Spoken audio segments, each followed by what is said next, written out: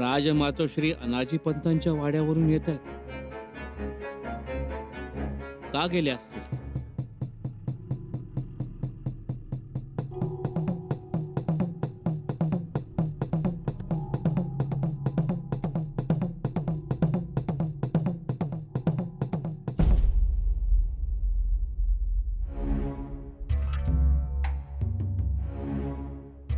प्रणाम बाळाजी पंत.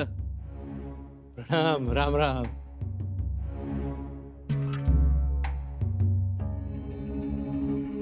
काही कामात आहात का? हो, म्हणजे शंभूराजांनी यादी पाठवली नव्याने फौजेत भरती झालेल्या मावळ्यांची. असं किती भरती झालेत? खूप झाली आहे. हे बघा, 32 शिराळामध्ये 4000, पन्हाळा प्रांतातून 3000 आणि भूदरगड प्रांतातून 5000 लोकांची भरती झाली आहे. राजांनी मनावर घेतलंय. मोठं काम ते. एवढ्या कमी वेळात एवढ्या ताज्या दमाची पोरं फौजेत आणायची जिकिरीचं काम ते. आणि धडाकाच लावलाय त्यांनी. काही काम होतं का? काम असं नव्हतं, परंतु बोला. नाही, काही नाही. थोरल्या मातोश्रींना एवढ्यात बघितलं आम्ही. कुठं? अनाजी पंतांच्या वाड्यावरून येताना. राजमातोश्री अनाजी पंतांच्या वाड्यावर असं कुठलं निकडीचं काम होतं? तेच समजत नाहीये. आणि तसंच जर काही काम होतं तर अनाजी पंतांना खासा सदरेवर बोलवता आलं असतं. आपण एक गोष्ट लक्षात ठेवायला हवी. राजन आणि राणीसाहेब गडावर नसताना आपल्यावर फार मोठी जबाबदारी आहे. अर्थातच. असं वाटतंय कुठेतरी काहीतरी घडतंय, पण गुप्तपणे. शंकेला वाव आहे. आपण सावध राहायला हवं. काही अघटित घडायला नको.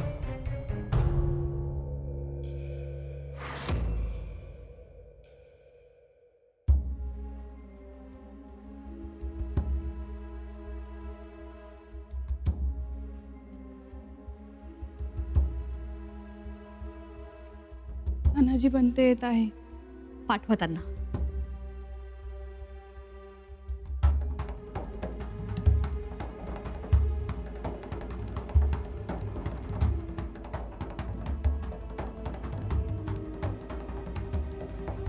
राजमातोश्रींचा जय जयकार.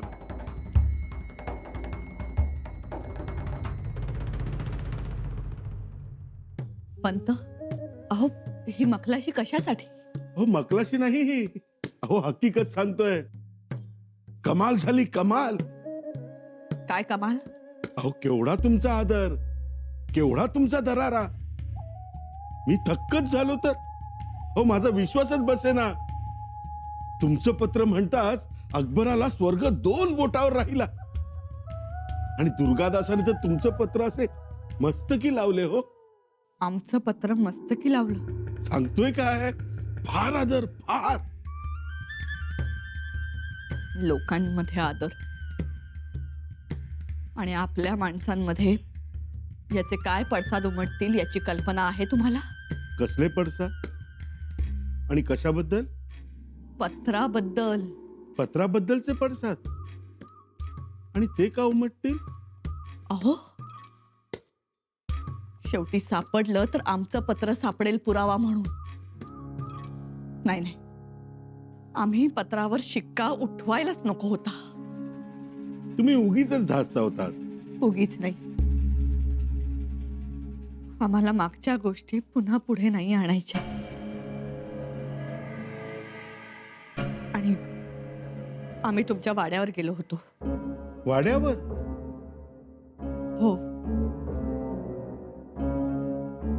आम्ही अस्वस्थ आहोत. खूप खूप अस्वस्थ आहोत. आम्ही पत्रावर शिक्का उमटवला.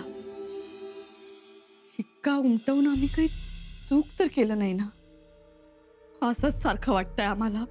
आणि म्हणून पत्र हस्तगत करण्यासाठी आम्ही तुमच्या वाड्यावर गेलो होतो.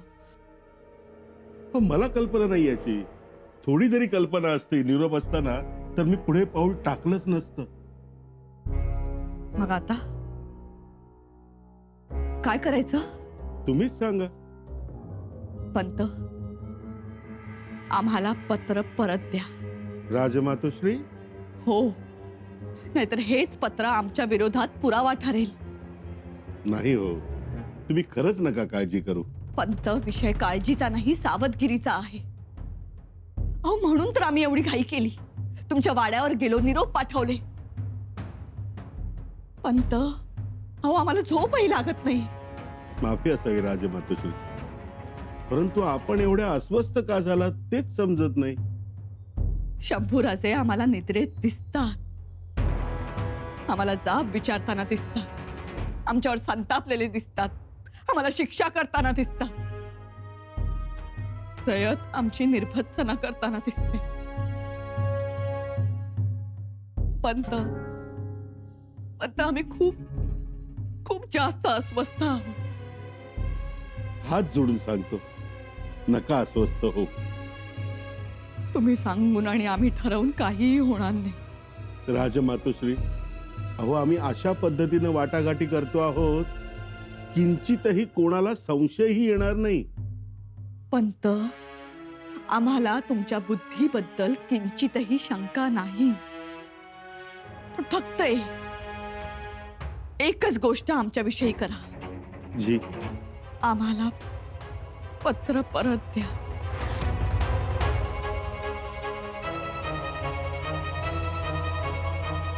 पण ते पत्र अकबरने ठेवून घेतलं स्वतःकडे. आता ते मिळणं कठीण.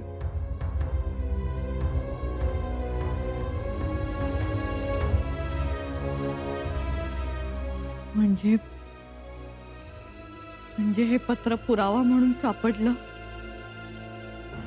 तर आम्हाला जाब विचारला जाईल आणि आम्हाला उत्तर द्यावं लागेल. आणि जाब विचारणारा जर राहिला नाही तर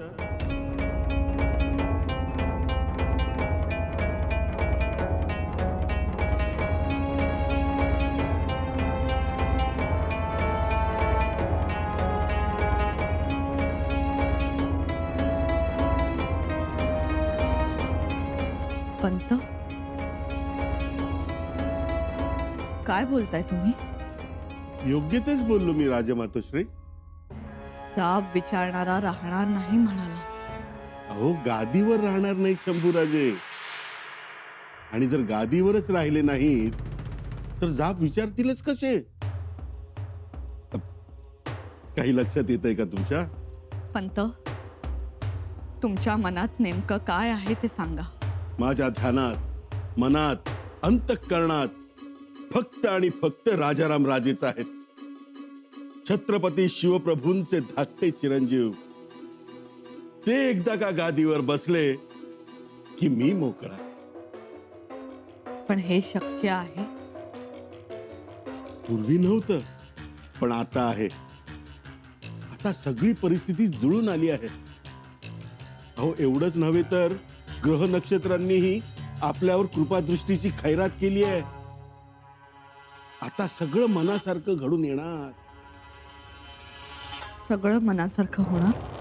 हो, आमची माणसं पन्हाळगडावर केव्हाच रवाना झाली. कशाला? अहो नेमून दिलेलं काम करायला. काय नेमून दिलंय? आणि माणसं कशाला रवाना झाली? बोला पंत. माझी एकट्याची नाही, आपली माणसं. आपली माणसं? कशाला? अहो नका धास्तव. माणसं गेली आहेत ती त्यांना रोखून धरायला. शंभूराजेंना रोखून धरणारी माणसं आहे? राजमातोश्री, कधी कधी काळ वेळ धावून येते आणि आता शंभूराजांची वाट काळ वेळ रोखणार. बघा तुम्ही, आता शंभूराजे रायगडावर येणार नाहीत. आता रायगडावर येणार नाहीत? पंत, पंत आम्हाला वाटतंय हे सगळं थांबवावं. माफी असावी. आता बाण सुटलाय आणि तुम्ही जाणतात सुटलेला बाण आणि तोंडून निघालेला शब्द माघारी घेता येत नाही. पंत, तुम्हाला विचारूनच ही परिवर्तनाची मोहीम सुरू केली आहे. आता माघारी फिरता येणार नाही. यात शंभूराजेंना त्रास तर होणार नाही ना? बिलकुल नाही. त्यांना कळणारी नाही काय झालं आणि कधी झालं. सगळं शिस्तबद्ध, योजनाबद्ध. म्हणजे एका बाजूला शंभूराजे होत्याचे नव्हते होतील. पंत, जे आहे ते स्पष्ट बोला. अजून किती स्पष्ट बोलायचं. होत्याचे नव्हते म्हणजे निष्क्रिय होतील आणि दुसऱ्या बाजूला अकबर सक्रिय होईल. शंभूराजे गादीवरनं उतार होतील आणि इकडे राजाराम राजे गादीवर बसतील. यापूर्वी आपण हे केलं नव्हतं का पंत? ऐकून घ्या. तेव्हा आबाची बैल न बाबाची गाडी, हन्नार सुका न सोडणार तुका होता. पण आता बैल गाडी हाणणारा सोडणारा मीच आहे आणि सोबत अकबर शहजादा. अकबर तयार होणार? हो, त्याला अर्ध स्वराज्य देणार आहोत आपण. अर्ध स्वराज्य द्यायचं? हो, महाराजांच्या आत्म्याला काय वाटेल? आनंद. अहो, शंभूराजे जर स्वराज्याच्या गादीवर राहिले तर हे स्वराज्य त्या औरंगजेबाच्या ताब्यात जाईल. खरं का खोटं सांगा ना. परंतु शिवाय छत्रपती तुमचे चिरंजीव.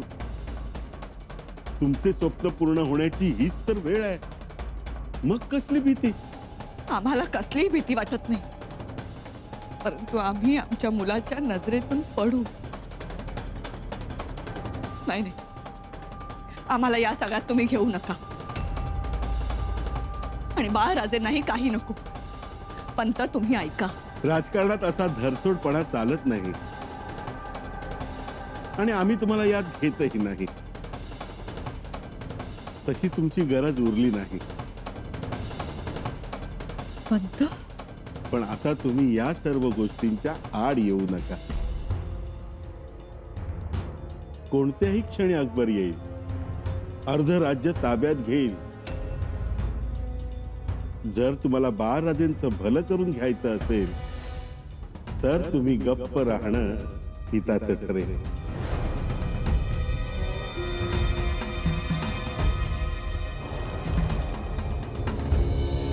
स्वराज्यातील रयतेसमोर आम्ही आज जाहीर करतो की महाप्रलय कालाचे निवारण करण्याचे ज्ञान असणाऱ्या योगी, स्वनामधन्य, जामगोत्री, कुडाळ प्रांतातील सर्वश्रेष्ठ उपाध्याय, ब्राह्मण वर्गात श्रेष्ठ, अश्वलायन सूत्री, ऋग्वेद सकळ शाखाध्यायी, सर्व मांत्रिकात श्रेष्ठ आणि सर्वांच्या आदरास प्राप्त असलेले महापंडित बाकरे शास्त्री यांना श्री छत्रपती संभाजी महाराज यांच्याकडून गौरविण्यात येत आहे. या शिखर शिंगणापूरच्या महादेवाच्या पवित्र भूमीत परमेश्वराच्या साक्षीने त्यांना हे दानपत्र देण्यात येत आहे.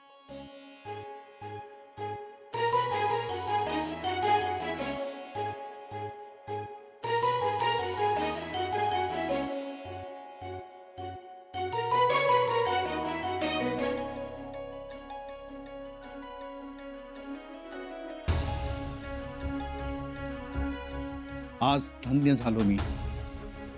माझ्या राजांनी, माझ्या छत्रपतींनी माझा गौरव केला. माझी तपसाधना फळास आली. शास्त्री महाराज, आपलं कार्य महान आहे. तरी आपण कामांचा एवढा व्याप असताना एवढ्या दूर आलात. शास्त्री बुवा, आम्ही दानपत्र देण्यास तर आलोच आहोत, परंतु आमचे राजे नवसाचे आहेत.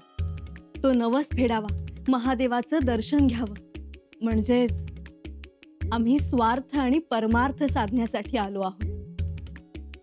कितीही निरागसता, मला आज मनोमन खूप आनंद झाला. राणीसाहेब, आपण स्वराज्य लक्ष्मी आहात. अखंड सौभाग्यवती भव आणि स्वराज्याच्या छत्रपतींना उदंड आयुष्य लाभो, कीर्ती लाभो, तथास्तु.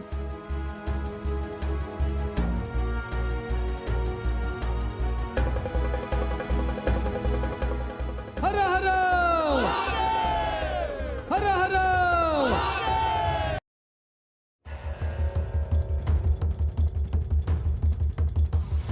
ज्या पत्रावर आपला शिक्का चालतो त्या पत्रावर शिक्का उमटवायचा ना. असं पत्र आमच्या नशिबात नाही. नाही कसं? हे बघा घेऊन आलोय.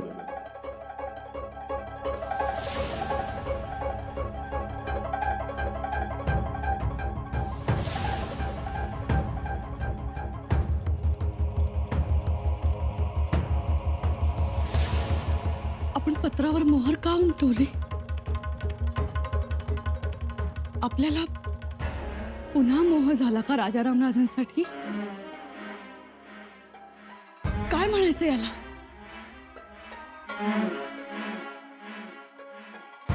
आपल्याला मोह झाला का आपण आपल्या लेकरासाठी तरतूद केली? तरतूद. पण मग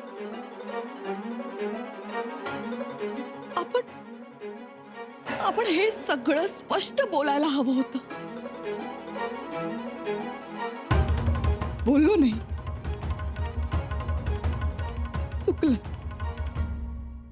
चुकलंच आपलं. आपण एवढे सावध असूनही बेसावध कसे राहिलो? बाळ राजेंना गादी हवी, राज्य हवं. हे जर का आपण शंभूराजेंकडे मागितलं असतं तर मागूनही त्यांनी दिलं असतं का बाळराजेंची फरफट झाली असती? शिवपुत्राच्या पदरी अवहेलना आली असती.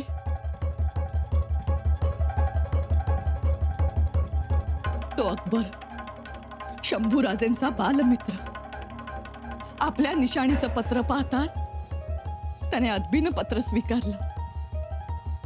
दुर्गादास राणाने ते मस्तकी लावलं.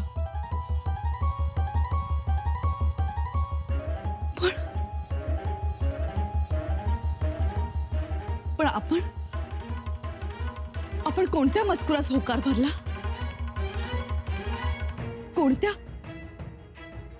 कोणत्या मसलतीवर शिक्का उमटवला?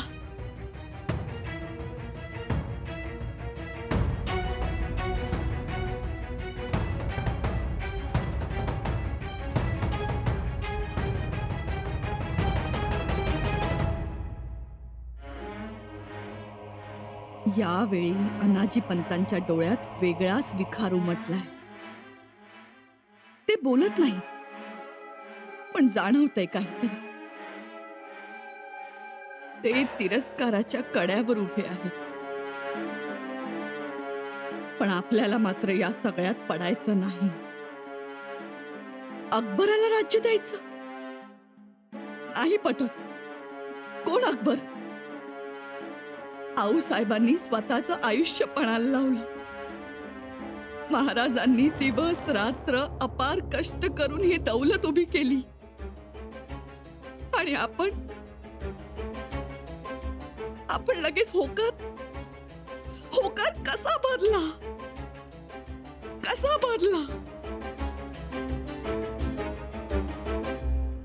मातोश्री, शंभूराजे, आम्ही चुकलो का हो? माफ करा आम्हाला. मातोश्री, आम्ही बाळराजे आहोत.